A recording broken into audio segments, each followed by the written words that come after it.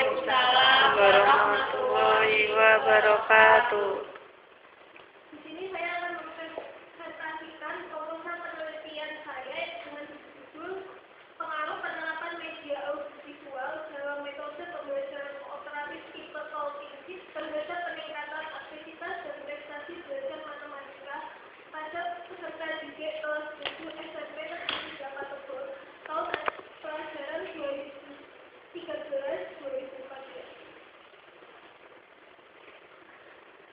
Latar belakang. Adapun yang melatar belakangi pembuatan proposal ini adalah di mana kemajuan dan perkembangan suatu negara tergantung dari kualitas pendidikannya. Dan di sini dapat dilihat bagaimana kualitas pendidikan di Indonesia, sehingga upaya pemerintah Indonesia dalam peningkatan kualitas pendidikan mencakup beberapa hal. Di antaranya adalah mutu pendidik, sarana dan prasarana, di mana kedua bidang tersebut sangat berperan aktif dalam proses pendidikan. Dalam mutu pendidikan, seorang pendidik harus dapat merencanakan suatu proses pengajaran dan dapat melaksanakannya dengan baik. Dalam perencanaan pengajaran, dibutuhkan metode pembelajaran yang efektif. Sedangkan untuk meningkatkan sarana dan prasarana pembelajaran sangat dipengaruhi oleh perkembangan teknologi yang ada saat ini. Dan perkembangan teknologi tersebut dapat menciptakan media pembelajaran yang baik dalam mendukung proses pengajaran. Menurut observasi dan hasil wawancara dengan guru mata pelajaran matematika setelah 7 SMP Negeri Jakarta, proses pembelajaran matematika di SMP Negeri Jakarta masih menggunakan sistem pembelajaran yang kurang efektif, di mana pendidik masih menjadi pusat pembelajaran juga, sehingga peserta didik akan merasa bosan. Dan ini baik mengakibatkan banyaknya peserta didik yang pasif di dalam proses pembelajaran. Karena kepasifan tersebut menjadi rendahnya aktivitas pendidik. Karena rendahnya aktivitas pendidik dalam proses pembelajaran mempengaruhi prestasi belajar yang juga cenderung rendah. Dari masalah di SMP Negeri Jakarta ini dan dikaitkan dengan upaya pemerintah untuk meningkatkan kualitas pendidikan di Indonesia, yaitu memerlukannya pembelajaran yang efektif.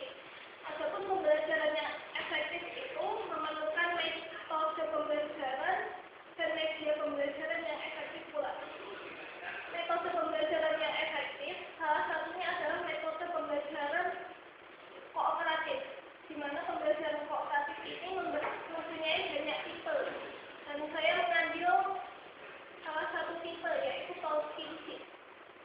Dengan media pembelajaran, menurut pendapat Francis, pada umumnya manusia dapat mengingat pesan yang disampaikan dengan tulisan sebanyak 10%, pesan audio 10%, visual 30%, dan audio visual 50%. Dan apabila ditambah dengan melakukan, maka mencapai 80% dari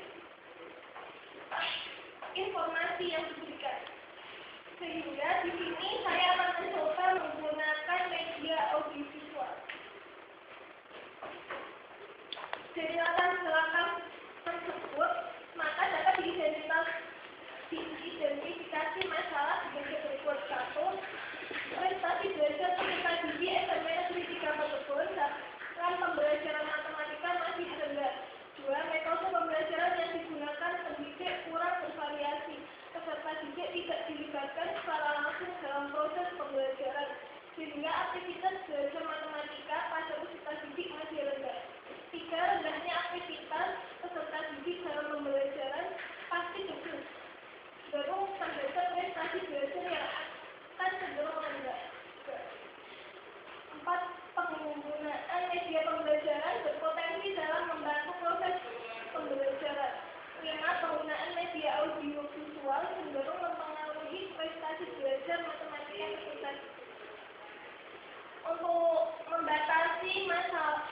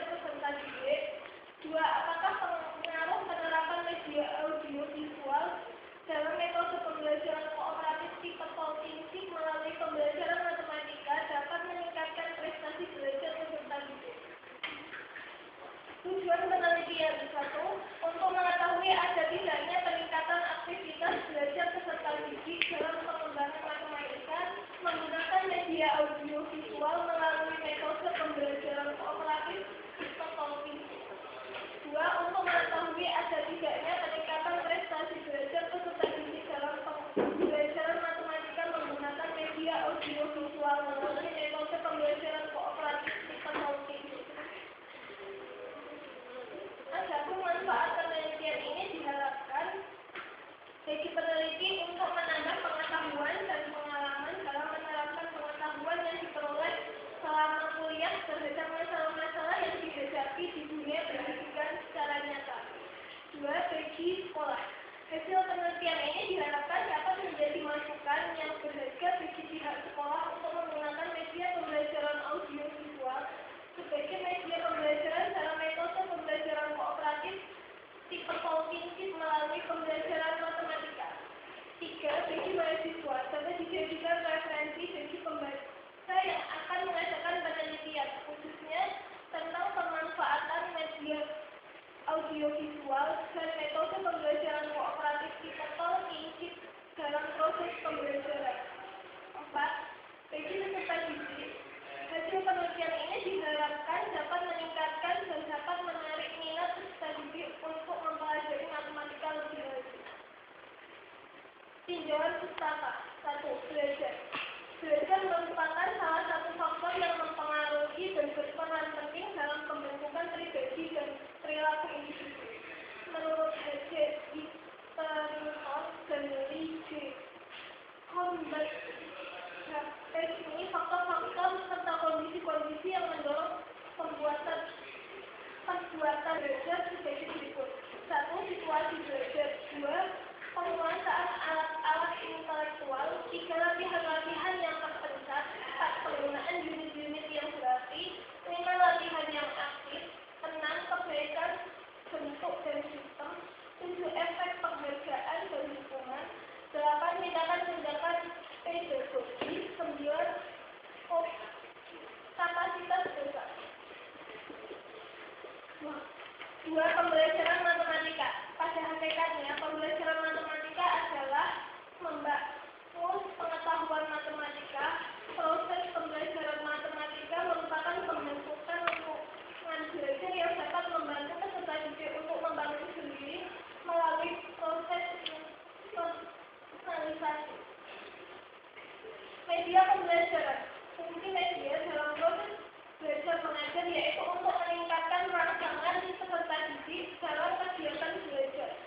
Menurut Ali M. yang dikutip oleh Muhammad Ali pada tahun 2009 menyatakan bahwa penggunaan media pembelajaran berbasis komputer mempunyai pengaruh signifikan terhadap daya tarik peserta didik untuk mempengaruhi kompetensi yang diajarkan. Media audiovisual. Dalam jurnal Edukasi et Elektro yang ditulis oleh Sabto Hartioso pada tahun 2009, media audiovisual adalah media penyampai informasi yang memiliki karakteristik audio dan visual. Menurut Hikmahul Nurman Arif pada tahun 2007, kelebihan media audiovisual antara lain: 1. Memotivasi peserta didik untuk belajar. 2. Memberikan pengalaman yang konkret sehingga peserta didik mampu memvisualisasikan pengalaman tersebut kepada orang lain.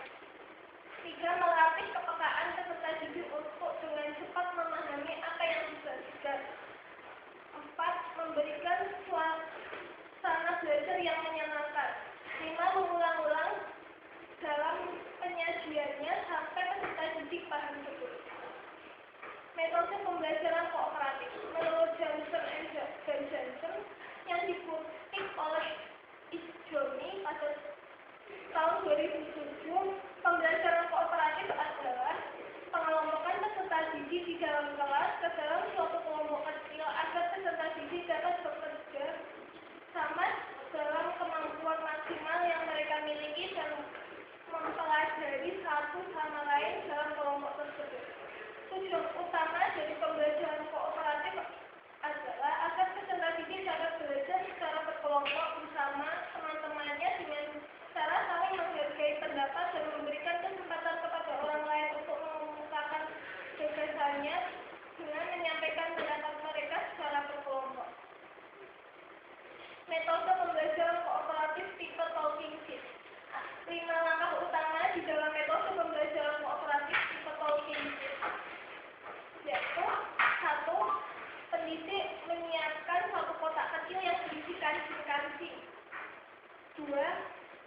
Sebelum kelompok memulai tugasnya, setiap peserta didik dalam masing-masing kelompok mendapatkan 2 atau 3 buah kancing.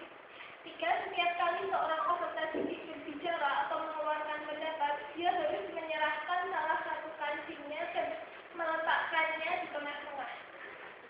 4. Jika kancing yang dimiliki peserta didik habis, dia tidak boleh berbicara lagi sampai semua rekannya juga menghabiskan kancing mereka. 5. Jika semua kancing sudah habis, sedangkan tugas belum selesai, kelompok boleh mengambil kesempatan untuk membagi kancing lagi dan mengulang prosedurnya kembali. Aktivitas belajar matematika. Aktivitas adalah keaktifan kegiatan belajar atau salah satu kegiatan belajar yang dilaksanakan dalam tiap bagian di tempat tertentu. Menurut Sastiman pada tahun 1996, aktivitas belajar dapat digolongkan dalam beberapa klasifikasi antara lain: 1. Visual activities, 2. Oral activities, 3. Listening activities, 4. Reading activities, 5. Drawing activities, 6. Motor activities, 7. Mental activities, 8. Emotional activities. Prestasi belajar matematika. Secara umum tujuan dari evaluasi yang dikenal sebagai prestasi belajar adalah: 1. Menentukan angka kemajuan atau hasil belajar peserta didik. 2. Mempraktekkan peserta didik ke dalam situasi pembelajaran yang tepat dan serasi dengan tingkat kemampuan, minat, dan karakteristik yang dimiliki oleh peserta didik. 3. Mengenal latar belakang peserta didik. 4. Sebagai umpan balik bagi pendidik yang dapat pada saatnya digunakan untuk memperbaiki proses pembelajaran. Dari penelitian beberapa ahli, Desi Kurnia Saraswani pada tahun 2010 menyimpulkan bahwa prestasi belajar matematika adalah tingkat penguasaan materi yang dicapai peserta didik dalam mengikuti proses belajar mengajar sesuai dengan tujuan yang diterapkan. Penelitian yang relevan. Adapun penelitian yang relevan dengan penelitian ini: 1. Rizky Setiawan Adinugroho pada tahun 2011 melakukan penelitian tentang keefektifan pembelajaran matematika dengan menggunakan kombinasi mediasi interaktif dan pembelajaran kerja peserta didik terhadap hasil belajar matematika dalam materi garis simbol lingkaran di SMP Negeri 3 Cilik. Penelitian ini menghasilkan kesimpulan bahwa keefektifan pembelajaran menggunakan kombinasi mediasi interaktif dan LKPD terhadap hasil belajar dalam materi persamaan garis simbol lingkaran sekitar 42,4%. Selain itu, Rimadani Fajar Sri Asi pada tahun 2012 melakukan penelitian tentang peningkatan aktivitas dan hasil belajar peserta didik melalui model pembelajaran kooperatif tipe kancing gemiring dalam pembelajaran IPA kelas 4 SD Negeri 1 Andong Boyolali tahun ajaran 2011-2012. Setelah dilakukan penelitian ini, maka peneliti mendapat hasil bahwa model pembelajaran kooperatif tipe kancing gemiring dalam pembelajaran IPA dapat meningkatkan aktivitas peserta didik sehingga berdampak pada peningkatan hasil belajar.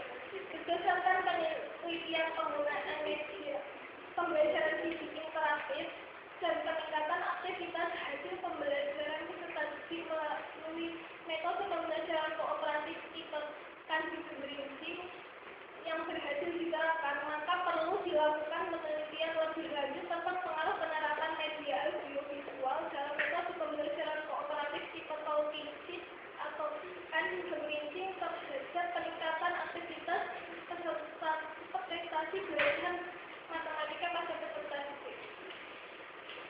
Kerangka berpikir dalam proses pembelajaran yang biasa dilakukan oleh pendidik adalah menggunakan metode ceramah dan latihan soal. Pendidik masih berperan sebagai pusat pembelajaran dalam proses pembelajaran mengakibatkan banyak peserta didik yang masih pasif. Aktivitas peserta didik dalam pembelajaran yang rendah mempengaruhi organisasi belajar.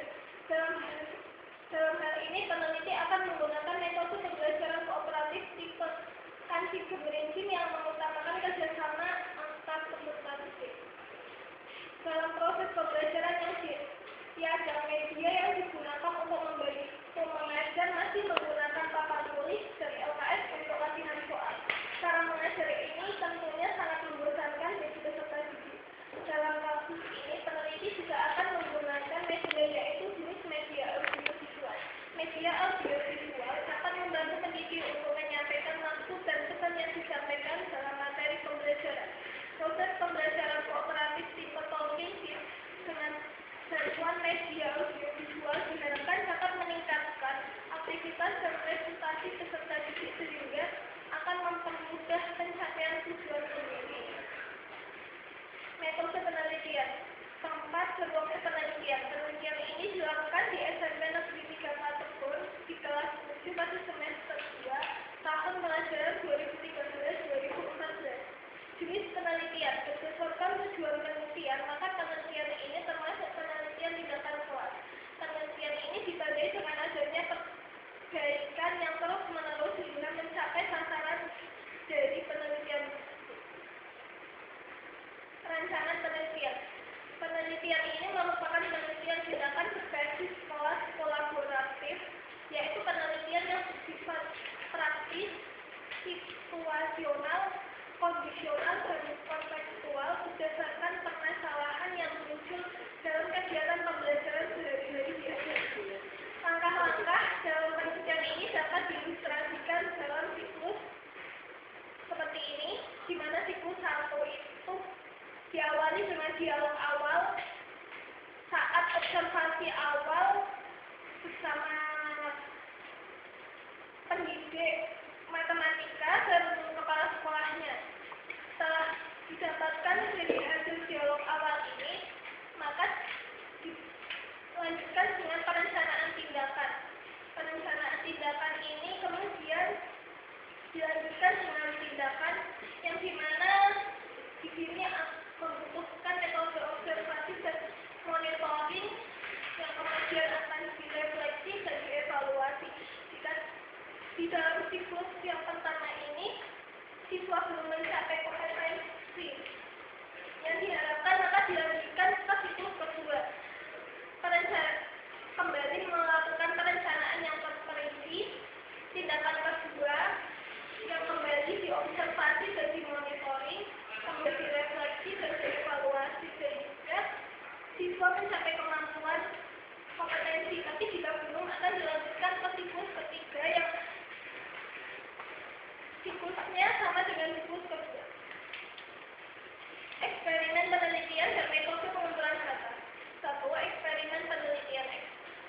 Instrumen yang digunakan pada penelitian ini adalah observasi tindak mengajar sesuai dengan rencana pelaksanaan pembelajaran atau SPP. 2. Observasi tindak belajar yang berkaitan dengan aktivitas peserta didik dalam pembelajaran matematika. 3. Keterangan tambahan yang berkaitan dengan tindak mengajar maupun tindak belajar yang belum tercapai. 2. Analisis instrumen penelitian. Penelitian ini menggunakan triangulasi dengan cara memanfaatkan peneliti atau pengamat lainnya untuk kepentingan mengecek kembali derajat kepercayaan Anda. Pemanfaatan lainnya dalam hal ini adalah pendidik dan peneliti. Mereka dapat membantu mengurangi kesalahan dalam pengumpulan data. 3. Metode pengumpulan data. Penelitian ini menggunakan 2 macam metode untuk memperoleh data penelitiannya, yaitu 1. Metode pokok, 2. Metode bantu. Metode pokok itu terdiri dari metode observasi dan metode tes. Sedangkan metode bantu terdiri dari metode wawancara, catatan lapangan, dokumentasi, dan review. Teknik analisis data menurut Guggenheim yang dikutip oleh Dimas Aldilabueta pada tahun 2012, terdapat 2 hal yang penting dalam analisis data. 1. Analisis data yang muncul bermaksud kata-kata atau bukan rangkaian angka. 2. Analisis ini terjadi 3 alur kegiatan yang terdiri secara bersamaan, yaitu prediksi data, penyajian data, dan penarikan kesimpulan atau verifikasi data. Proses analisis data dapat digambarkan sebagai berikut. Keabsahan data. Keabsahan data menunjukkan bahwa data yang diperoleh adalah benar, dicek, kepada beberapa pihak. Hasilnya hampir sama. Keabsahan data diperoleh melalui triangulasi dari sumber cek. Data yang telah diperoleh divalidasi dengan menggunakan cek silang dengan pihak terkait untuk memperoleh kesimpulan yang betul. Oke, sekian dari saya. Apakah ada pertanyaan atau opini lain tentang proposal yang saya buat?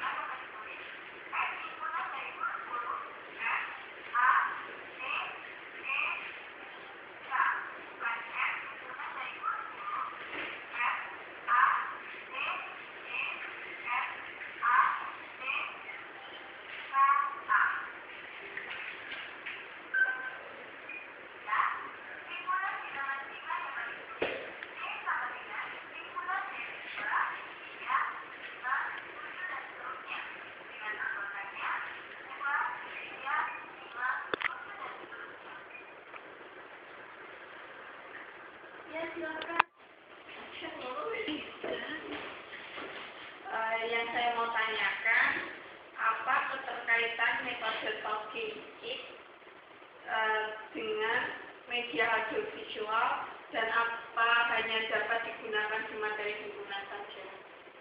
Terima kasih. Masih dalam tanya jawab setelah guru memberikan materi sebelumnya. Dan biasanya kalau metode pembelajaran kooperatif atau fisik yang sudah diterapkan itu masih guru sebelumnya sudah melakukan pemberian materi secara ceramah. Jadi di sini kan penggantian dari metode ceramah menggunakan media audiovisualnya itu kan.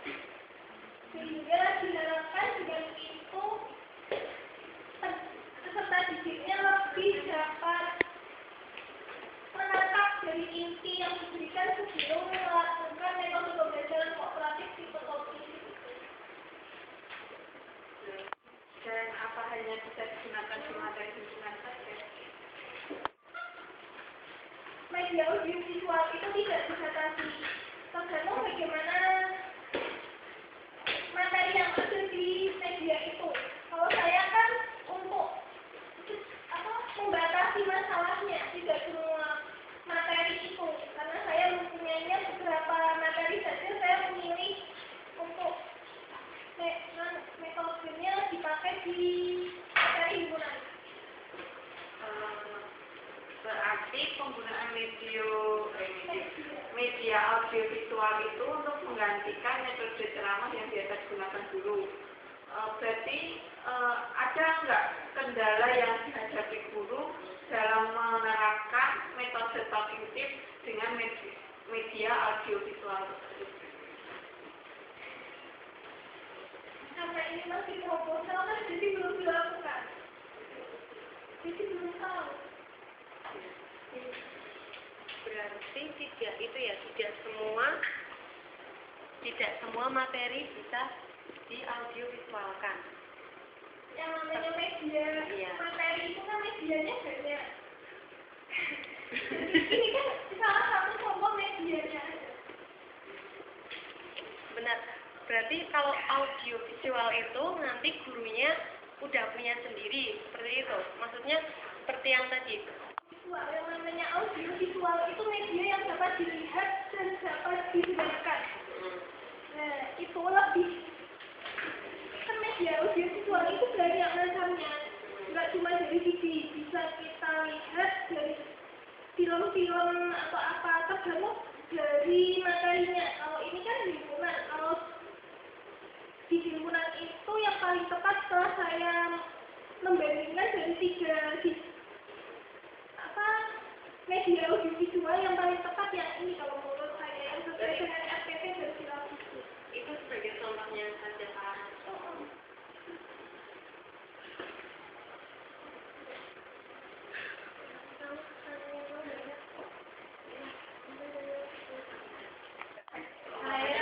Saya yang identitas masalah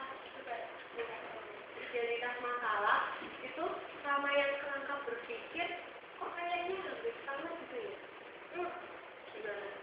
Identitas masalah itu lebih mengidentifikasi masalah dari latar belakang yang tadi saya jabarkan.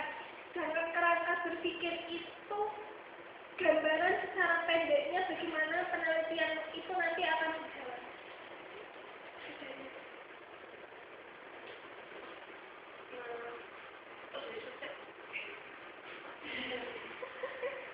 Aku minta tolong dibukain yang kerangka berpikirnya.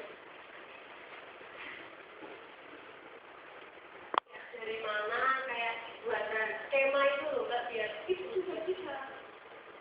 maksudnya kalau saya itu jadinya gini, oh kok kayak jadinya identitas masalah kayak gitu loh, per poin-poinnya nanti pas aku sekilas data identitas masalahnya aku dibuka lagi betul yang salah. Latar belakang Dari awalnya sejak awal, terus nanti solusinya seperti apa, nanti penelitiannya gimana gitu loh. Itu hanya gambaran tentang penelitiannya. Kalau Aplikasi dari masalah itu kan dari atas belakang, nanti muncul masalah apa saja. Tapi mungkin kan maksudnya kalau skema itu kan biar lebih mempermudah itu loh, dari sini ke sini mengerucut kayak gitu loh. Biasanya kan kalau di lebih terlihat. kerangkanya itu lebih terlihat. Kalau misalnya cerita kan kayak apa istilahnya deskriptif kayak gitu kan. Tapi kalau skema kan nanti alurnya Dari mana ke mananya. dari mana ke finalnya itu jauh lebih terlihat jelas. Gambarannya. Ya mungkin ada yang lain.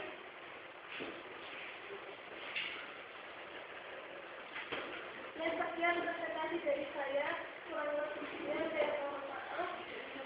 Sekian, wassalamualaikum warahmatullahi wabarakatuh. Waalaikumsalam.